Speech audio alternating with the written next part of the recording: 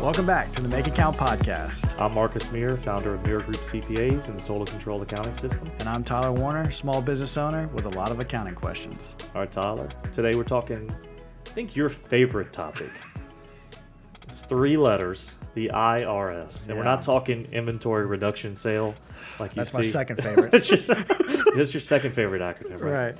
So today we're just kind of what we want to do is give some people an understanding of how the IRS works and how your interactions work with them, and you've got some real life stories. I've obviously got client stories that we'll get into, and we'll kind of get your experience dealing with them. But the point of all this is, if you are a small business owner specifically, if you've been in business any amount of time, you've dealt with the IRS. That's the first thing I want to let people know, is that you're going to have to deal with them with some correspondence, whatever that may be, a notice, them saying they've approved an S-Corp election, or they haven't approved it, or something like that. So if you're a small business owner, just get ready. You're going to get an IRS notice and correspondence. You're going to have to deal with it. That's kind of the general concept here. Yeah. And also individuals. You file enough tax returns, as an adult making a decent amount of money, you're going to get an IRS notice. And so today I want to just kind of dispel some myths and kind of talk around those things. So the first thing I would tell everybody is, when you get an IRS notice, it always, and I think you probably know where I'm going to go with this, is it's always great to have somebody that understands this stuff working alongside of you. Sure. Because I've seen it go a couple different directions. It's usually one of these two with the IRS. I get a notice and I freak out, I being the client, like, oh my God, and I pay it. And we'll talk about why you shouldn't do that. Or the second thing is I procrastinate, and the problem gets bigger. And so what I want to tell you guys today is that if you get an IRS notice, for lots of reasons, it could be wrong. We've seen that all the time, and we'll kind of talk about some of your stuff. And also, they make it seem dire. Kind of give me some of your experiences. Well, I just know, you think you're doing everything right. You're being a good little business boy, and I've never heard that term. Yeah, I don't know if it's a real term, but anyway, you think you got your ducks in a row, right?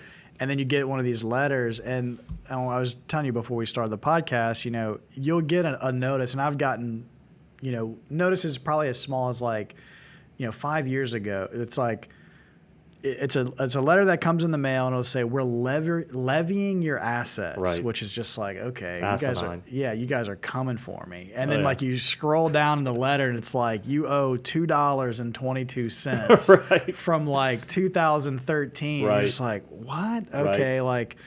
Yeah. And then on the other end, sometimes, we'll talk maybe more about, I've gotten significant amounts where it's just like, okay, this is $2, it's like, this is just annoying. Yeah. But I've gotten significant amounts where it's like, whoa, okay, right. this has got to be an error, because we wouldn't have just missed this. Yeah. You know what I mean? Yeah, and I think what's a good point, and I kind of started off the conversation saying, have somebody walk alongside you, have an advisor, a CPA. So that was you. You have me walking alongside you. You're getting, so I guess one of the points is that, look, even if you have a good CPA and they're doing things right, like you said, you're being a good little business boy. I think I use your term.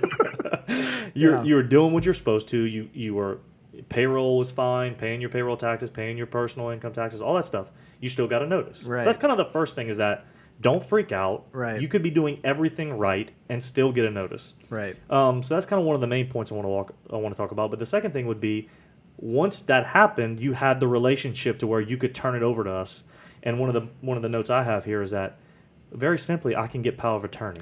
Yeah. And that's really what you want. You really want somebody to step in and say, look, I can kind of handle this. I guess what I'd want to say in this is it's almost a PSA of just other business owners to just say, my experience, and I would imagine most that have been in business long enough would echo, that you realize that the IRS is not that they're an organization that makes mistakes just like any organization. And there's this myth, right? Because the only time we hear about the IRS is people going to jail. It's you get these letters that literally talk about levying your assets, and we're going to seize your bank account, and this, whatever it might be. You'd think the men in black are about to show up at your door and just haul you off in a van. Right. but what I'm getting at is there's a lot of like it's just compliance stuff that's just getting misunderstood Right. or misorganized on the back end. Absolutely. That can be dealt with. And so the reason I think it's not that, because I've done both. There's been times where you're like, hey man, why don't you try and call? Yeah. And Well, maybe because it's not. It's a situation where, let's kind of a little bit there. Like, look, it's not worth paying somebody. right. Well, we think that sometimes Sure. we're like, it's not worth paying a few $100 to solve a $200 notice. Kind of Right. a cost benefit. Yeah, exactly. But at the same time, Sure. maybe. Yeah, and so there's been times where like I have called the IRS because Yeah. I'm whatever, and I'm talking to the guy and I'm like, hey, look, I think this is going on, and then like there was one time I called, I'd got some kind of notice for like $800 or remember something. this. Okay, yeah. I'm like calling and saying it's a mistake, blah blah blah, and they like get that sorted out, or maybe I even paid that. Get that sorted out, and he was like, well, you also owe this amount. And I'm like, what? Right. Like, this is not even, at that point, I hadn't gotten a notice about it or anything. I'm like, what are you talking about? Yeah. And I'm like, all right, tell me exactly what I owe and what it's for. And I think, again, it was like, he's just behind a computer screen, Right. and it's just an alert. He's not got a personal vendetta against me Right. or, That's true. getting Yep. commission on what he collects.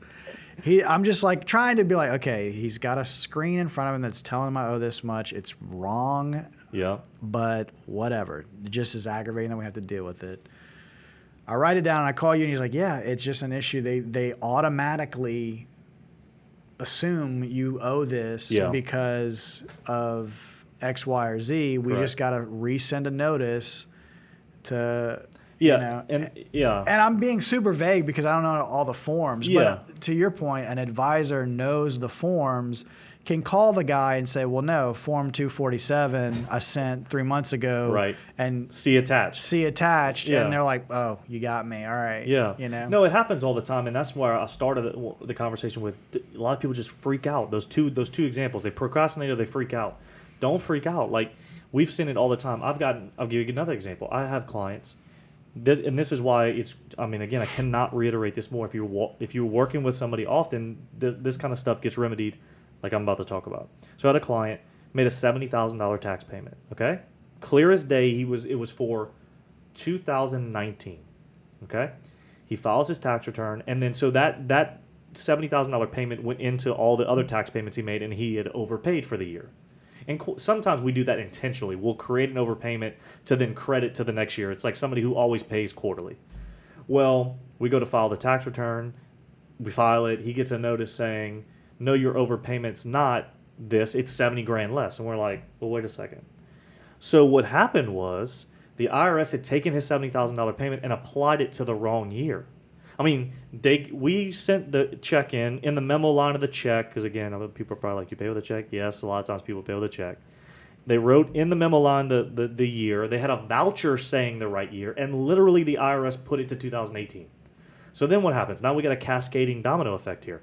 So now the 2019 return we said had let's just say $100,000 overpayment, now has a $30,000 overpayment. So if we don't catch that or fix that, now we file the 2020 tax return, and we say, yeah, we have $100,000 carrying over, when in fact we only have 30. Mm-hmm. So again, if you didn't get with somebody, you would have botched 2 years of tax returns, notices on each year, all for a clerical error that was their error. Right. And so what we did was, Quentin, in fact, a guy who works with me, called them, figured it out, because in the meantime, too, the client got a check back, which was not $70,000, but $70,000 plus interest. So we're like, what's the $72,434.18 check? We had to call them. Come to figure out, it was the overpayment that they didn't apply properly and just gave him the money back.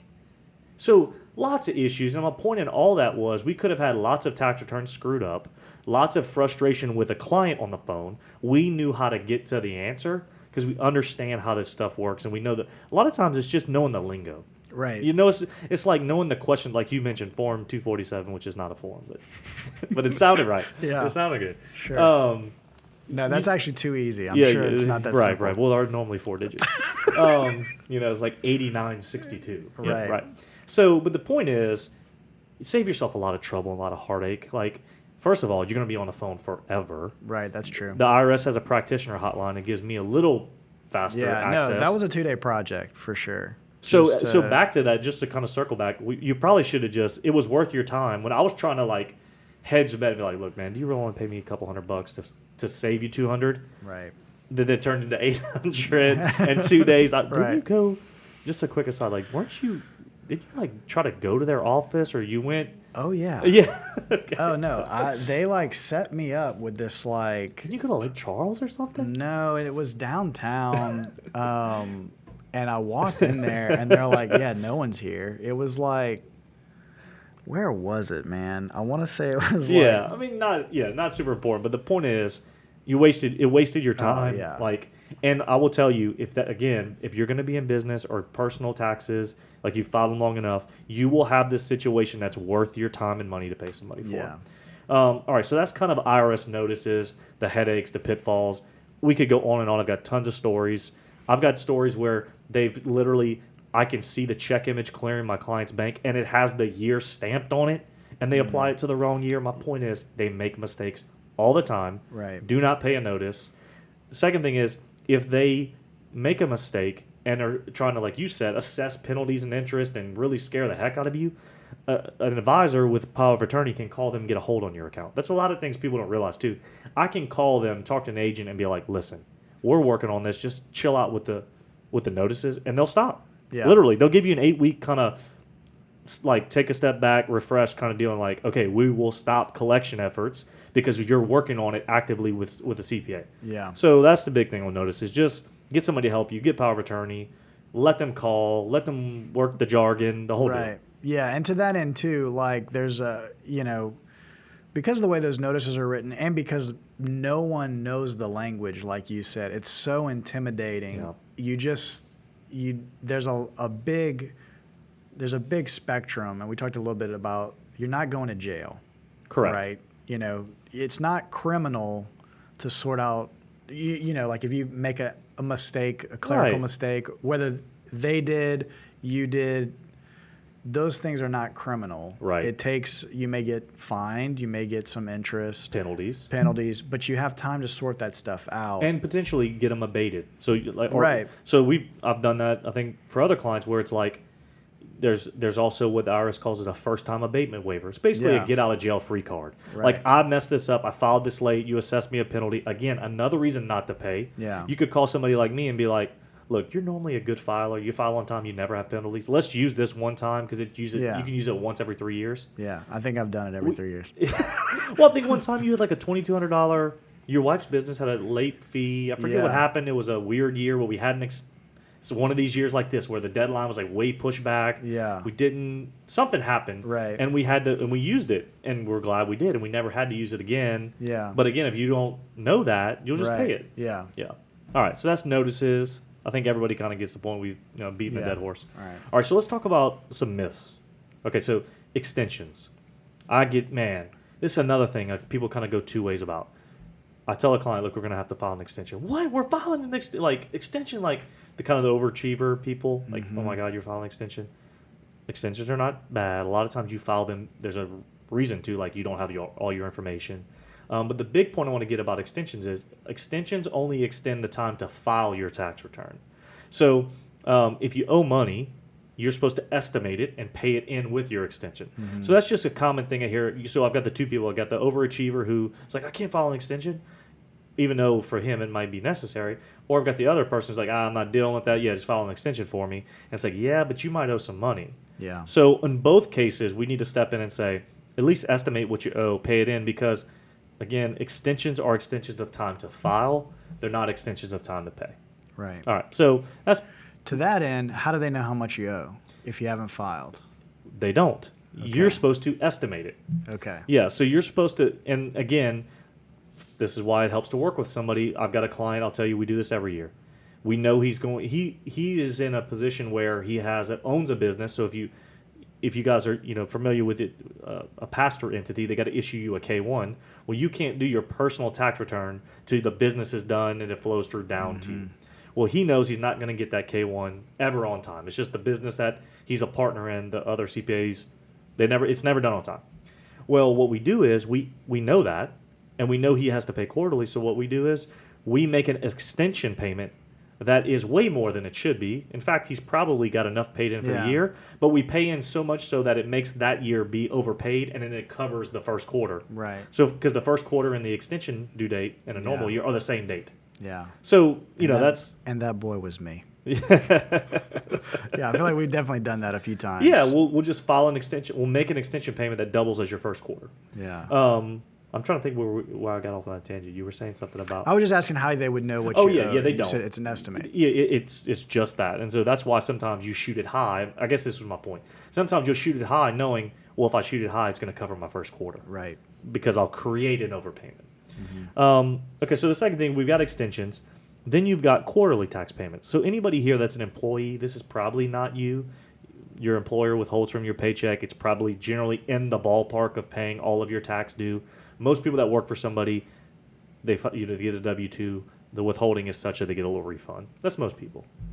But what we're talking about is business owners generally, or people that are self-employed, kind of gig workers, a place where nobody's withholding anything from you. So the IRS system is a pay-as-you-go tax system. They expect you to pay quarterly, but it's funny. It's weird dates. So it's April 15th is the first quarter, which is tax day. So I guess I kind of get that. The two go hand in hand. But then June 15th is the second quarter, September 15th, and then January 15th. So summers, they like to collect. Oh, yeah. They hit you hard when you're. It's like 2 months back to back for quarters. Right. And so my point in all that is if you're self-employed, own a business, that sort of thing, you should be paying quarterly to avoid the underpayment penalty. And the underpayment penalty, or the estimated tax penalty, is 5% of what you didn't pay for that quarter. So you can go two ways with this. I know lots of clients that say, I'd rather have my money. It makes me a lot more than 5%. Had a financial advisor client, great example. He said, I'd make a lot more than 5% on that money if I just keep it in the market. I'll pay a big tax bill at the end of the year with penalties. Okay, great. Do that. But for a lot of people, that doesn't sit well with them. It's just the thought of like, man, I paid a $500 penalty. Could have just paid it quarterly. So there's some nuance in that. But the point is, pay-as-you-go system. Pretty self-explanatory. Mm-hmm. The only thing that's kind of funny is those dates. Yeah. All right, so that's one thing we hadn't talked about too is there's some safe harbors and all this. I'm not going to get too much on that, but safe harbor just means if you do this, you're in the clear. So quarterly payments, let's just say you have a huge year. You went from making $200,000 to $1 million. You can get out of paying huge quarterly estimates in that $1 million year because the safe harbor to avoid that penalty I just talked about is one of two things. 110% of last year's tax or 90% of the current year, whichever's lower. So in the $200,000 year, 110% of that tax is probably way less than 90% of the $1 million year. And does that mean if you've paid that, met those deadlines, no then penalties. You're not going to accrue the interest? That's right. Right. So, okay. And let's just take the example further. In that $200,000 year where you're leveraging that to make your next year quarterly payments. Obviously, you would still owe money, right, in that year of the $1 million, but you wouldn't owe any penalties. That's kind of the point there is that you could keep your money longer because you'd be leveraging that safe harbor from the prior year, which is 110% of the prior year. That's obviously less than 90% of the current year. Gotcha. Okay. That's about as clear as mud. I think so. Yeah. All right. So I guess I wanted to kind of sum up everything is, again, we keep coming back to this point, but I don't think we can belabor it enough. Work with somebody on all of these fronts, whether it's a notice, saying it's right or wrong. In either situation, you need somebody to help you. Whether you got to pay quarterly, you need somebody to estimate that for you, make an extension payment. You need somebody to help you. I think I'm looking at you laughing because I think I've helped you in each one of those. You've had errors. They've made lots of. You were one of the people, I think I remember them applying a payment to the wrong year and having to get on the phone with them only to figure out with a copy. You're the example of the copy of the check. Mm-hmm. You had literally, they said we applied it to this year and it applied to, and didn't. Yeah. So like, I just want to. No, I've had a lot of snafus where it's like, I mean, anything from I think $40,000 to like cents. Right. And it's gotten to the point where. Have you ever paid any of them?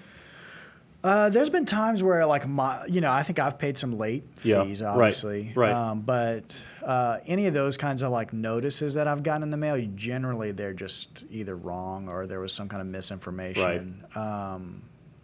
or they were wrong due to some Right. kind of misinformation or filing wrong or whatever. Right. Which is why now I get them and I don't even really stress. Yeah, I And know that's funny.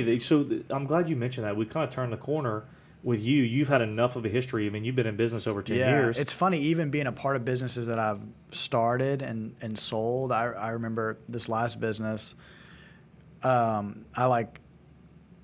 Part of me exiting the business, it was like, okay, the new owner is now getting all the mail and checking everything, and like one of those things, he would get IRS notices. I'm like, dude, don't sweat it. Don't freak out, man. Yeah, just like it's something wrong. We're doing what we need to be doing. And I think another business you're talking about. I think that guy would be one that would, because he's got his act together, very organized, sure, yeah, and would not want to deal with that. Would maybe pay it. Yeah, exactly. And it was his first time owning a business, so I know it's super intimidating to get those letters the way they're written, and you're just thinking, oh my gosh, what am I getting into? Right. But anyway, yeah. Bottom line, get an advisor, somebody who can speak the lingo and advocate on your behalf, and just sort it out, because they're not gunning for you. They're not. I mean, you brought up a good question. I think we'll probably end with this, the criminal aspect.